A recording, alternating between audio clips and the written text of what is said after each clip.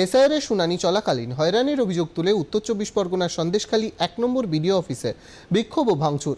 শুনানিতে হাজির ভোটারদের দাবি, ইচ্ছাকৃতভাবে হেনস্থার শিকার হচ্ছেন তারা।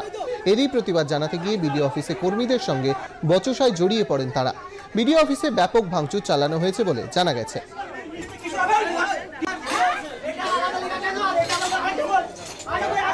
আমাদের হিয়ারিং চলছিল ৫৩-৫৭ পাটে খাটগাছি গ্রাম পঞ্চায়েতে।